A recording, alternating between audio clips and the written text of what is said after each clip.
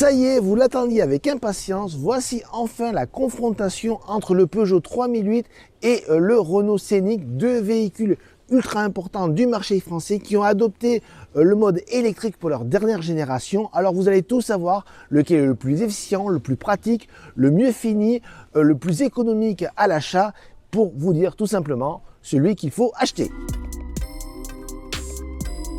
Le 3008 et Scénic sont deux énormes succès pour Peugeot et Renault. Si le modèle au losange a failli disparaître, il est revenu sur le devant de la scène dans une inédite version 100% électrique et ce retour semble plus que probant puisqu'il vient de recevoir le titre de voiture de l'année 2024. Face à lui, un challenger de points en la personne du Peugeot i3008 qui doit relever le défi de faire aussi bien que le précédent qui fut un énorme carton commercial et pendant longtemps la référence de la catégorie des SUV compacts. Toutefois, la situation semble plus complexe qu'il n'y paraît car les premiers essais ont été moins concluants. Toutefois, après un premier succès étriqué face au Volkswagen ID.4, il se confronte aujourd'hui à l'un de ses rivaux les plus dangereux. Alors ces deux véhicules font partie de la catégorie des SUV compacts 100% électriques, mais au niveau du look, chacun affirme une identité très forte. On commence tout d'abord par le Peugeot 3008 de nouvelle génération qui a encore un look plus affirmé que le précédent, avec notamment cet immense calandre qui occupe toute la largeur de la voiture et qui semble se fondre avec les projecteurs de jour en forme de griffe. De l'autre côté, sur le Renault Scénic, vous avez également une personnalité assez marquée avec notamment cette calandre en deux plans, une partie plate, une partie en diagonale et bien sûr frappé dans les deux véhicules, au centre de ces calandres, on trouve bien sûr les nouveaux logos, que ce soit le losange ou le lion. En clair, que ce soit Scénic ou 3008, des véhicules qui se remarquent dans la rue, mais on peut dire une chose est sûre, c'est que le 3008 donne l'impression d'être un véhicule plus statutaire et beaucoup plus imposant également que son rival. Peugeot 3008 et Renault Scénic offrent donc des designs très clivants, très différents l'un de l'autre, et vous allez voir qu'à l'intérieur, cette politique très différenciée est également d'actualité. Alors on commence tout d'abord par le Peugeot 3008 avec une planche de bord qui a été complètement réinventée. Vous avez la nouvelle génération du iCockpit. Alors certes, vous avez toujours ce petit volant, l'instrumentation haute, maintenant est remplacée par une dalle numérique immense qui fait près de 53 cm. Et vous avez toujours ici les fameux High Toggle, savoir ces raccourcis numériques qui sont apparus sur la 308. Et maintenant, vous avez un écran coulissant qui permet d'avoir 10 raccourcis numériques sur par exemple la navigation, une température, une radio. Donc c'est vraiment une présentation très moderne et surtout vous avez l'impression d'être à bord d'un cockpit avec ces contreportes qui semblent faire qu'une seule pièce avec la planche de bord. Vous voyez par exemple ce tissu qui se continue sur la planche de bord, on le retrouve également sur la console centrale. Alors c'est très valorisant, très agréable. Le seul bémol de ce 3008, c'est la qualité des matériaux assez, on va dire, variable. Très bon par exemple ici sur le haut de la console centrale et vous avez sur le bas des plastiques durs peu valorisants. C'est dommage car autrement ça c'était vraiment quasiment parfait. Alors beaucoup moins de fantaisie à bord du Scénic puisqu'on retrouve la planche de bord de la dernière Renault Mégane E-Tech. Alors c'est pas un défaut en soi car c'est une planche de bord plutôt agréable. Elle se compose du système Open Air qui se décompose avec deux écrans de 12 pouces en forme de L. Le système multimédia, c'est vraiment l'atout majeur de ce Scénic et donc de la Mégane, puisqu'il a été conçu en partenariat avec Google. Donc vous avez quelque chose de très facile à utiliser, très complet, très fluide. C'est quand même beaucoup mieux que le système de chez Peugeot qui s'est amélioré, mais reste quand même beaucoup plus lent que celui du losange.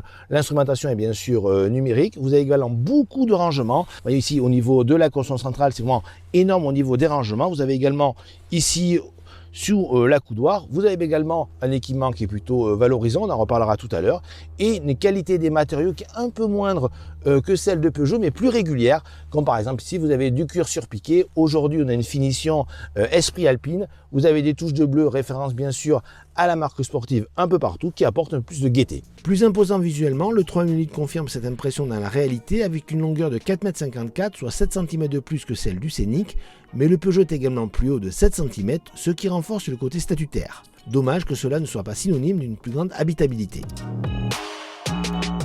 Au niveau des aspects pratiques, et il ne faut pas oublier aujourd'hui qu'on s'intéresse à des véhicules à destination des familles, c'est le Renault Scénic qui s'impose. Tout simplement car vous avez beaucoup plus de place au niveau des places arrière. Alors certes, le Scénic nouvelle génération, contrairement aux anciens, n'a plus de banquette coulissante par exemple ou de siège individuel. Vous avez une banquette fixe, mais vous avez énormément de place au niveau de l'espace au genou, comme vous pouvez le voir.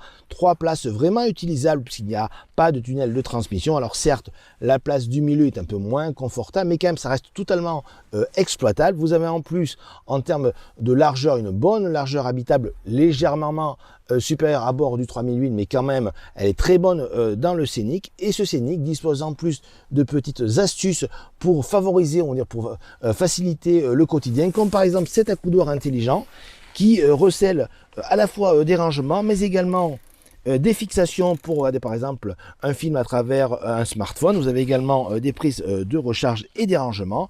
Vous avez également, et c'est une option, le Solar Bay, cette innovation, à savoir ce toit panoramique occultant automatiquement. Alors c'est une option aujourd'hui sur le Scénic, mais c'est totalement indisponible sur le 3008. En revanche, le SUV du Lion prend sa revanche au niveau du volume de chargement. Il propose 520 litres contre 480 litres pour le SUV de Renault, qui est pénalisé également par une énorme marche intérieure. Mais au final, quand même, c'est le Scénic qui donne une impression d'habitabilité et d'espace à bord plus généreuse. En ce qui concerne le budget, avec le moteur 220 chevaux et la batterie de 87 kWh, le Renault Scénic E-Tech électrique est commercialisé à des tarifs qui débutent à partir de 46 990 €. Notre version Esprit Alpine est vendue pour elle 48 990 €. Il faudra compter 44 990 € pour le i3008 en entrée de gamme et 46 990 € en finition GT. Bonne nouvelle, les deux peuvent profiter du bonus de 4 000 € réservé aux véhicules électriques, car la finition Esprit Alpine est considérée comme une option donc non prise en compte pour le calcul du bonus.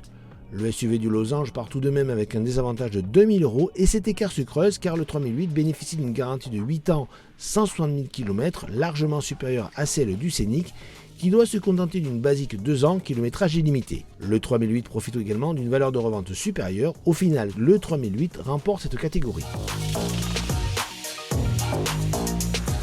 Pour ce qui est de l'équipement, aujourd'hui pour ce comparatif, nous avons les déclinaisons les plus dynamiques de nos protagonistes, dénommés GT sur le 3008 et Esprit Alpine sur le Scénic. Le 3008 est doté de série des projecteurs pixels LED, du high cockpit panoramique de 21 pouces, de la navigation connectée, des 10 high toggle numériques, de la recharge par induction, du régulateur de vitesse adaptatif, de la commutation automatique et adaptative des projecteurs, du haillon motorisé avec fonction main libre, de l'accès du démarrage sans clé, des sièges, du volant chauffant et des jantes 20 pouces en alliage. De son côté, le Scénic propose un équipement très proche avec également le haillon motorisé, différents modes de conduite, des vitrailleurs surteintés, du régulateur de vitesse adaptatif, l'accès et le démarrage sans clé, la recharge par induction, l'écran 12 pouces, la navigation avec les services Google également connectés. À cela s'ajoutent quelques touches de sportivité extérieure et intérieure, avec notamment une sellerie spécifique, des sièges avant et un volant chauffant, ainsi que des jantes 20 pouces. Comme je le signalais, la dotation est donc très proche. Toutefois, le Scénic doit faire l'impasse sur la caméra 360 degrés ou le stationnement automatique, mais il possède quelques originalités comme le toit panoramique occultant électriquement dénommé Solar Bay, disponible en option au prix de 1 500 €, et même un accoudoir arrière plutôt malin, des accessoires indisponibles sur le 3008. Le Renault Scénic est disponible uniquement en tout électrique à travers 2 configurations, celle de notre essai avec le moteur 220 chevaux, la batterie de 87 kWh et une autonomie officielle de 625 km, et plus tard arrivera une version moins puissante de 170 chevaux alimentée par une batterie de 60 kWh pour une autonomie de 430 km. Scénario différent sur le 3008, disponible uniquement pour l'instant avec une batterie de 74 kWh alimentant un moteur de 210 chevaux pour une autonomie officielle de 524 km. Arrivera plus tard des versions 4 roues motrices et surtout grande autonomie avec 700 km pour une batterie de 98 kWh. Une déclinaison thermique avec un bloc micro-hybride de 136 chevaux est également au programme. Sur le papier, le SUV du Lion part avec un handicap. En effet, en observant la fiche technique, on se rend compte de vraies différences. Ainsi, en attendant une version grande autonomie qui devra arriver dans quelques mois, le i3008 doit se contenter d'une autonomie moindre de 100 km, un sacré handicap. Il y en a d'autres. Au volant, on se rend compte immédiatement de grosses différences entre le Scénic et le 3008. Tout d'abord au niveau de la position de conduite. À bord du Scénic, vous êtes installé quasiment comme dans une berline, à savoir une position de conduite relativement basse. Par contre, dans le 3008, c'est vraiment différent, typique de la SUV, à savoir une position qui domine la route beaucoup plus haute. À vous de choisir celle que vous préférez. Pour ma part, j'opte plutôt pour la position berline. Ensuite, vous avez une différence structurelle qui concerne vraiment le poids des deux véhicules. En effet, ce Renault Scénic pèse plus de 300 kg de moins que le Peugeot 3008. Vous avez bien entendu, 300 kg, c'est énorme sur la masse totale du véhicule et c'est dû à une différence de fabrication et notamment au niveau de la plateforme choisie par Stellantis qui est très lourde. Résultat, cela se ressent au niveau bien sûr de la conduite. Précédemment, les anciennes générations de 3008 étaient synonymes de dynamisme mais à la fois de confort. Aujourd'hui, le Renault Scénic prend l'ascendant sur son rival du jour au niveau du dynamisme. En effet, en raison de son poids inférieur, vous avez un véhicule qui est beaucoup plus agile, beaucoup plus facile et amusant à conduire que le Peugeot 3008 qui forcément, même s'il est très confortable, pêche un petit peu par des mouvements de caisse plus prononcés et par, malgré quand même une bonne tenue de caisse, on sent quand même qu'il y a du poids plus important et vous avez également on va dire une taille du véhicule qui est plus imposante. Tout ça fait que sur la route, on sent un petit peu qu'il est moins à l'aise qu'auparavant. Au niveau du confort, il faut enfin noter que le 3008 offre une insonorisation très poussée au niveau des bruits d'air, meilleure que celle du Scénic, mais quand même au final sur la route, ce Scénic est plus agréable à conduire et plus alerte que le Peugeot 3008.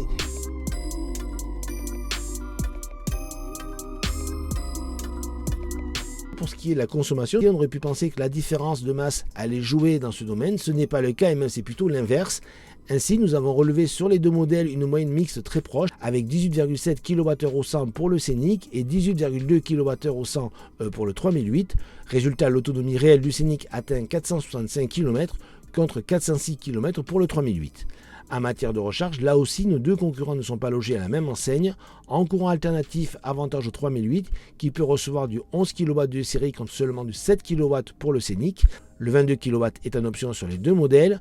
Sur les mondes rapides, le Scénic accepte 150 kW contre 160 pour le 3008. Mais attention, celui-ci ne dispose pas de préconditionnement de la batterie, ce qui a des répercussions sur les recharges.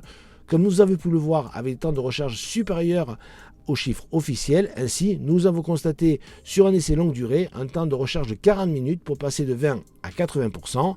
C'est un peu mieux sur le Scénic avec environ 35 minutes, mais il faut bien noter toutefois que ces deux modèles sont très loin des références de la catégorie, que peuvent être par exemple un Tesla Model Y ou un Kia EV6 fort d'une architecture de 800 volts.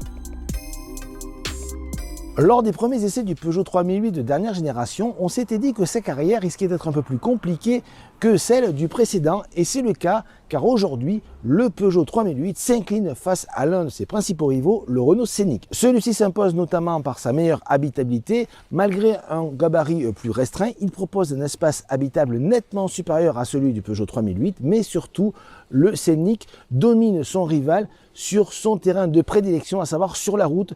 Auparavant, le 3008 était synonyme de dynamisme, mais également de confort. Aujourd'hui, ces deux caractéristiques sont à mettre au profit du Renault Scénic, tout simplement car celui-ci n'étant plus léger que son concurrent du jour. Alors certes, le Peugeot 3008 est toujours très confortable avec une insonorisation de premier plan, mais sur la route, il est moins dynamique, moins agile que ce Scénic. À noter également que la dernière création de Renault dispose d'une autonomie supérieure au Peugeot 3008. Donc au final, même si le 3008 dispose d'une garantie largement supérieure, notamment, cela ne suffit pas et c'est une victoire de Renault qui justifie tout à fait le titre de voiture de l'année pour ce Scénic.